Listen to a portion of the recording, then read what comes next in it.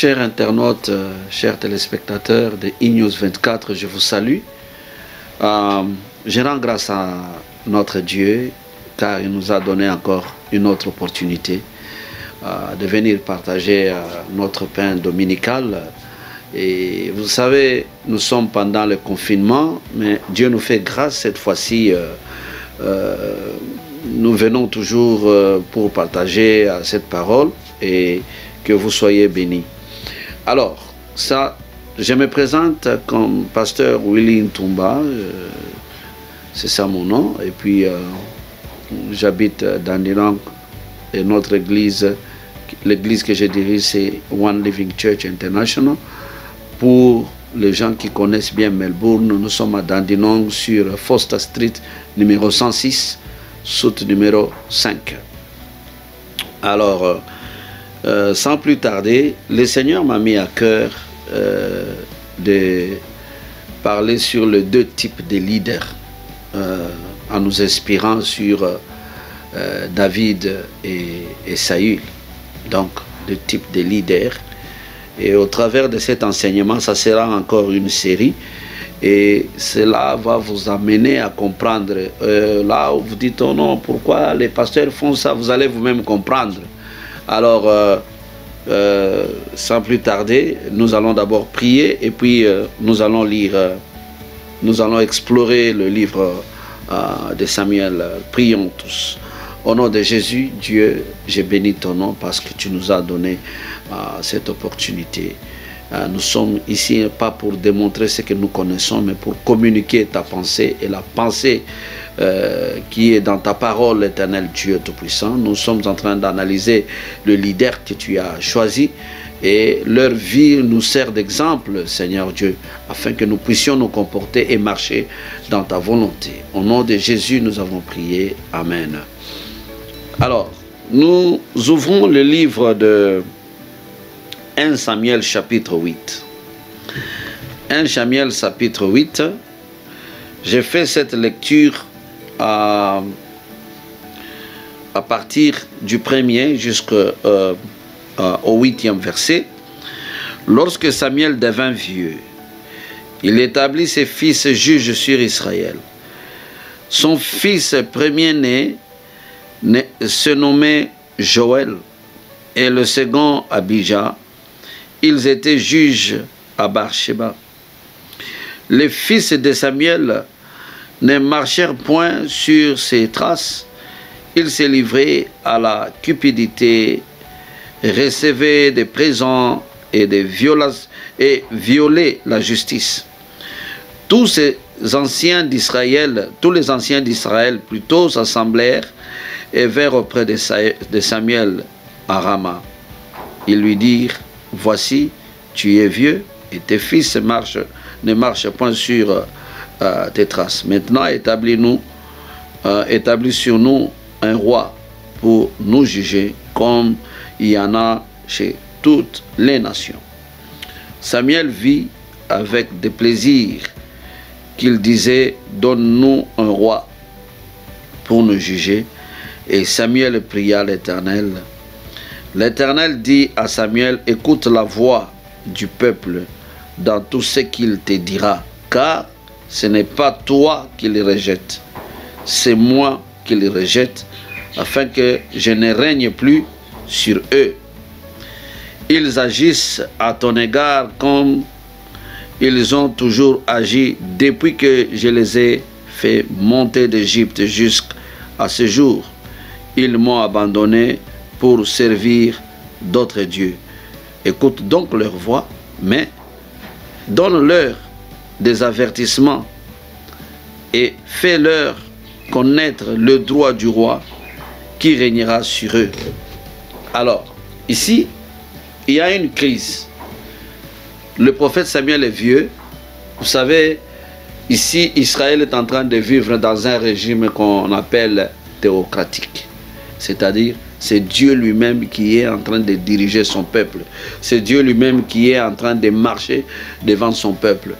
Bon, Samuel, comme il était vieux, il n'était plus capable de faire tous les mouvements qu'il était en train de faire. Et alors il en a nommé ses deux fils, Joël et Abijah, qui étaient devenus des juges en Israël. Mais la Bible dit ici que ces deux fils n'ont pas marché dans les traces de leur papa, de leur père Samuel. Alors, il y a eu la corruption, ils commençaient à prendre des présents, ils étaient en train de faire vraiment ce qui est contraire à la volonté de Dieu. Qu'est-ce qui arrive? Les anciens d'Israël, ils ont dit ceci, ils se sont réunis, ils vont voir le prophète pour lui demander qu'ils ont besoin d'un roi, comme toutes les autres nations. Ici, à titre de rappel, je voudrais vous dire que quand ils sont arrivés dans la terre promise, il y a des paroles que Josué leur avait laissées. Josué leur avait dit, n'imitez pas les nations que vous avez rencontrées, que vous avez trouvées dans la terre promise. Alors, chaque fois que vous m'abandonnez, vous allez voir une nation s'élever contre vous pour vous attaquer. Alors, n'imitez pas. Alors, à force de vivre seulement avec Dieu qui était comme leur roi, et maintenant ils ont cherché à avoir un roi. Ils pensaient qu'ils allaient résoudre leurs problèmes. Ils allaient résoudre leurs problèmes en établissant un roi qu'ils voient avec leurs propres yeux, plutôt que Dieu qui les dirige, qui les dirigeait à tout moment. Alors, quand ils sont arrivés chez Samuel, ils ont fait cette demande. Samuel, la Bible dit qu'il a vu ça avec des plaisirs. Il n'était pas content. Il a dit, mais qu'est-ce que c'est? Alors Samuel a commencé à prier. Il dit, mais voilà. Dieu lui dit, écoute la voix du peuple. Ce peuple ne t'ont pas rejeté, toi, mais ils m'ont rejeté, moi. Et ils se comportent ainsi depuis que je les ai fait monter de l'Égypte. Jusqu'à ce jour, ils m'abandonnent pour adorer d'autres dieux. Donc, en fait, ce que tu dois faire, c'est leur montrer le droit de ce roi qu'ils veulent établir. Parce qu'ils veulent vivre comme toutes les nations ordinaires. Voilà. Alors, ici, d'abord, je commence dans mon introduction ici, je suis en train de dire une chose. Qu'il faut toujours faire attention quand nous sommes en train de prier. Il y a des fois des gens commettent des erreurs. Ils savent que ça, ce n'est pas la parole de Dieu, mais ils sont en train de prier quand même. Ce n'est pas la volonté de Dieu, mais ils se mettent à prier. Ils veulent que Dieu puisse changer, cette situation-là, qui n'est pas sa volonté. Bon, pour jouir, parce qu'ils en ont trouvé, mais peut-être l'intérêt. Alors, regarde l'attitude que Dieu avait ici. Dieu a dit à Samuel, il a dit à Samuel ceci. Écoute la voix de ton peuple, de ce peuple. Ce peuple vient de me rejeter, moi, Dieu. Ils ne veulent plus que moi, je puisse régner sur eux. Vous voyez? Alors, ils m'ont rejeté. Écoute-le. Donc, il arrive des fois, vous pouvez vous investir dans des prières en demandant quelque chose qui n'est pas dans la volonté de Dieu. Quand nous voyons ce que nous venons de lire ici, c'est-à-dire Dieu peut vous l'accorder. Pas parce qu'il est content, il veut que vous puissiez vous-même expérimenter certaines choses. Et vous allez commencer à payer le prix, à subir. Pourquoi? Parce que vous demandez quelque chose qui n'est pas dans la volonté de Dieu. Voilà pourquoi il faut toujours faire attention. Il faut toujours demander dans la volonté de Dieu. Vous savez que non, ça ce n'est pas bien. Il ne faut pas demander, non, bon, j'ai pris quand même, peut-être Dieu va m'accorder. Oh, bon, j'ai pris quand même, peut-être Dieu va faire. J'ai pris quand même, peut-être Dieu... Non, ce n'est pas comme ça. Il faut faire attention, bien-aimés. Nous devons tenir compte de ce que nous sommes en train de demander. Et c'est dans la volonté de Dieu. Et pourquoi vous cherchez ça? C'est pour satisfaire vos votre désir, ou bien pour accomplir la volonté de Dieu, ou c'est quoi. Tout ça, il faut tenir compte. Maintenant, ici, comme je suis en train de dire que nous sommes en train d'analyser, la première fois Israël doit avoir un roi. La première fois qu'Israël doit avoir un roi, c'est à cette époque ici. Alors, comme nous sommes en train de parler sur le leadership, je voudrais ouvrir quelque chose sur le leadership. Le premier personnage que nous allons étudier, c'est Samuel. D'abord, quand on parle de leadership, qu'est-ce que vous voyez? Parce que le leadership, d'abord, c'est un terme anglais, hein, mais qui est aussi utilisé en français, mais qui signifie donc le leadership qui signifie diriger ou mener, hein, quelque chose comme ça. Il n'a pas de vrai terme en français, mais en définissant le leadership, je voulais que vous puissiez comprendre, hein, le leadership pas au sens traditionnel. Qu'est-ce que cela signifie au sens traditionnel? C'est-à-dire, vous êtes un chef, les gens sont sous vous, vous êtes en train de les diriger. Non, ce n'est pas ça le leadership. Le leadership dont nous sommes en train de parler ici, nous sommes en train de parler d'une attitude, que d'un titre. Donc le leadership, ce n'est pas un titre, mais c'est une attitude. Une attitude, c'est un état mental que vous avez sur une situation, sur une personne, sur quelque chose. Alors quand on dit que le leadership, ce n'est pas un titre, mais c'est une attitude, donc il faut comprendre comme ça. Et en définissant le leadership, nous disons que le leadership, c'est une influence plutôt qu'une manipulation. C'est-à-dire, un leader, c'est celui qui influence, pas celui qui manipule. Donc il y a une différence entre la manipulation et influencer. Alors, donc le leadership, c'est la capacité d'influencer les autres par l'inspiration, qui est motivée par une passion. Et cette passion est générée par une vision. Et la vision là est produite par une conviction. C'est ça le leadership. Donc, en bref, je peux vous dire que le leadership, c'est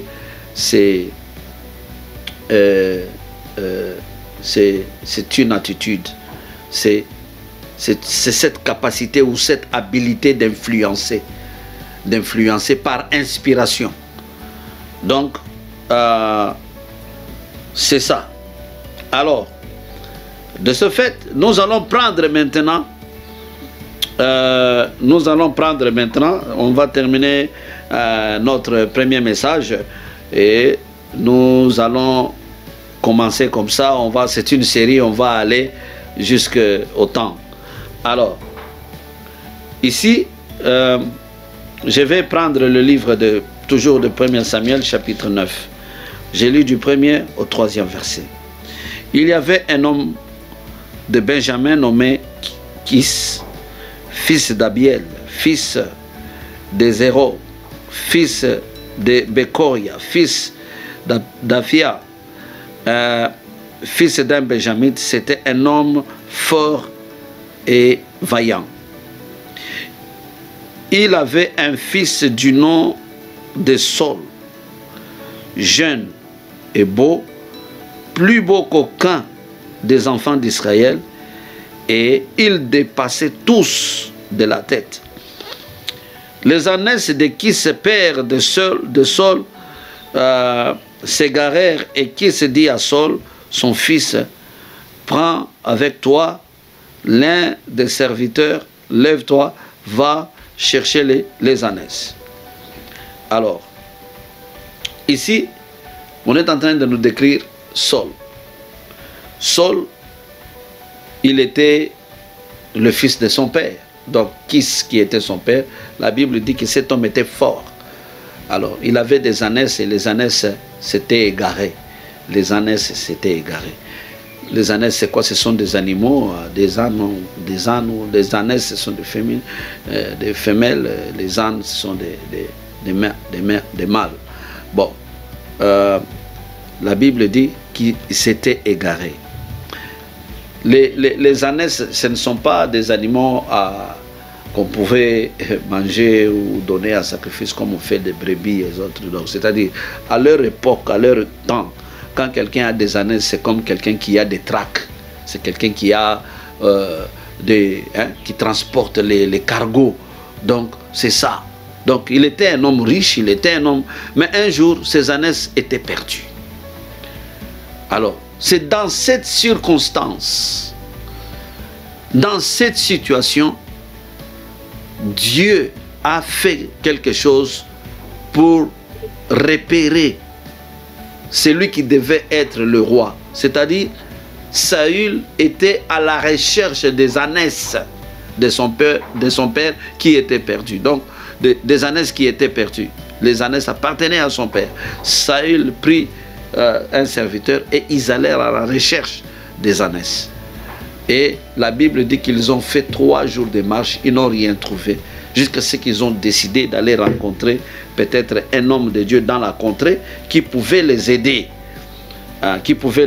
Toujours dans le même chapitre, chapitre 9, à partir du 14e verset, vous allez voir, la Bible dit, et ils montèrent à la ville et ils étaient arrivés au milieu de la ville quand ils furent rencontrés par Samuel qui sortait pour monter au haut lieu.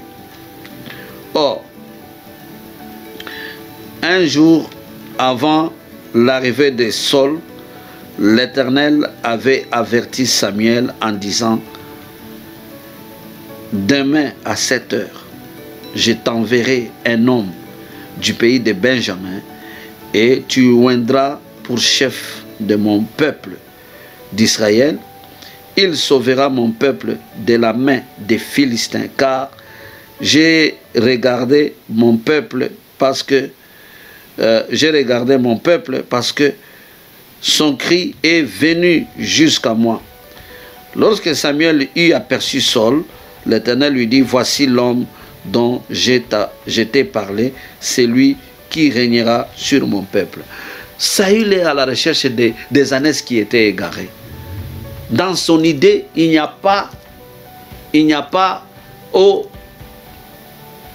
je serai roi d'abord. Ça ne pouvait même pas traverser ses pensées parce que il était de la tribu de Benjamin. Il savait tous que les rois viendraient toujours de la tribu de Juda. Alors, cet homme est arrivé, mais un jour avant, Dieu a dit, il a regardé, il a trouvé, il a vu que son peuple était dans l'angoisse, son peuple était dans la détresse. Alors, il a trouvé que non, maintenant il faut qu'un homme se mette comme chef de son peuple pour le délivrer de la main des Philistins. C'est-à-dire, il y a une mission que ce roi devait avoir, ce chef de son peuple devait avoir, une mission. Bien-aimé. Ici, il n'est pas encore donc un responsable, un chef, mais déjà une mission lui est déjà établie. Donc, toute personne sur la terre qui vit doit découvrir ce que Dieu veut qu'ils accomplissent sur la terre. Pourquoi tu vis? Pourquoi tu vis? Voilà la question que je suis en train de vous poser. Saul était choisi pour délivrer le peuple de Dieu de la main des Philistins. Mais toi, quand tu vis, tu te réveilles le matin, tu te poses des questions. Pourquoi tu vis? Quel est le plan que Dieu ait avec toi? Quel est donc le but ou l'objectif de votre vie? Pourquoi vous vivez sur la terre? C'est quelque chose qu'il faut découvrir, surtout ceux-là qui s'appellent enfants de Dieu, ceux-là qui s'appellent serviteurs de Dieu. Ici, j'ai besoin de vous parler que il y a une situation qui s'est faite, les ânesses sont perdues. Lui, il est à la recherche des ânesses, alors que Dieu, lui, est en train de le pousser vers la royauté. Une situation peut arriver dans ta vie. Toi, tu penses que non. Cette situation-là, c'est pour te détruire. Cette situation-là, c'est pour t'amener dans une situation chaotique, alors que Dieu a un plan. C'est pourquoi il est important de s'attacher à Dieu. Aujourd'hui, mon appel est là. Je suis en train de dire, si vous priez et ce que vous êtes en train de chercher dans votre vie, est-ce la volonté de Dieu? Et la situation dans laquelle vous vous trouvez pour le moment, n'abandonnez pas, parce que Dieu lui-même connaît. Du moment qu'ils ont trouvé que nous devons chercher un prophète, nous devons chercher un voyant qui puisse nous orienter, parce que nous ne pouvons plus de nous-mêmes.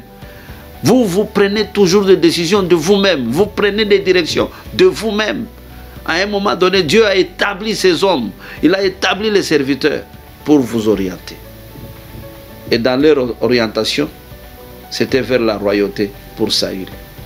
Alors, toi qui me regardes, peut-être tu as dit, non, c'est la fin de ta vie, tu ne sais plus, tu as peur de l'avenir. Il y a encore de l'espoir. Il faut toujours avoir confiance au Seigneur. Si tu es là, tu m'as suivi, tu as suivi cet enseignement. Deux choses que je viens de t'introduire ici. Je t'ai parlé de demander quelque chose dans la volonté de Dieu. Parce que quand vous rejetez Dieu, vous rejetez la volonté de Dieu, c'est-à-dire vous rejetez Dieu. Dieu peut vous accorder la chose, mais il n'est pas content avec vous. Deux, je vous ai défini le leader. Le leadership, c'est-à-dire c'est la capacité, l'habilité d'influencer par inspiration. Inspiration, cette inspiration qui est qui vient qui est générée par la vision. Alors, vous me regardez, prenez une décision maintenant, que ce n'est pas cette situation qui va vous emporter à la mort, ce n'est pas cette situation qui va vous emporter à la déconfiture ou à la faillite. Dieu est là pour vous. Au nom de Jésus-Christ. Si vous avez écouté ce message, ça vous plaît, vous nous communiquez, nous allons continuer avec vous. Rendez-vous, deuxième partie.